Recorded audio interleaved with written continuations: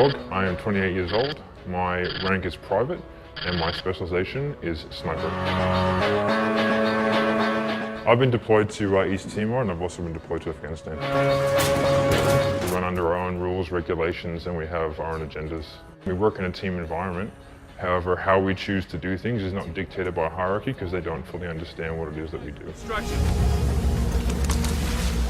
It's seen as special forces of the special forces, and if it's wet and cold, if it's in the middle of Afghanistan in winter and it's minus 30 degrees and you're crawling through the snow, laying down hurts for 3, 4, 5, 6 hours in one position without being able to move, looking through a scope, looking for one thing. You know, when you have to piss, you got to roll over, you know, and then lay back in your own piss. It's not the most pleasant job, but it is very rewarding when it's done correctly.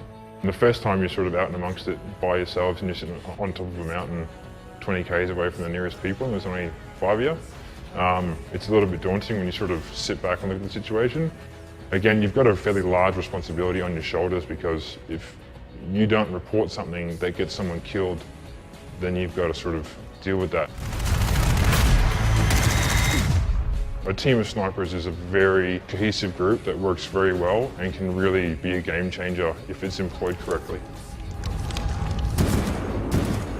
You have an ability to separate yourself from a situation or whatever it is you're doing, and you have an ability to become amoral and look at something from a very objective standpoint as if it's not real life. If someone shoots you, you kill them, you're almost born with it. It's actually quite easy, apart from the fact that you might get, killed every day. But that's sort of in the back of your mind. It's not really in the forethought, because if it was, you wouldn't be there. You just freak out. You're instilling fear into everyone else in that camp because they might be next. So it's a bit of a different psychological game. I wouldn't say traumatizing in any way, because at the end of the day, you're doing that to save the lives of your friends. They don't know it's coming, they don't know you're there, it's totally unexpected. It feels almost cheeky, but they've got them too, so all's fair in love and war, I suppose. I don't think we have no emotion. I think we have an ability to put emotion in perspective. Sometimes it's needed, sometimes it's not. There's a difference between someone shooting at you and you popping up and shooting them. And there's a difference between that and being 1.5 k's away and someone sitting there having a coffee and shooting them in the head. There's a definite psychological difference between doing those two things. I've done both, and they play on you a little bit differently.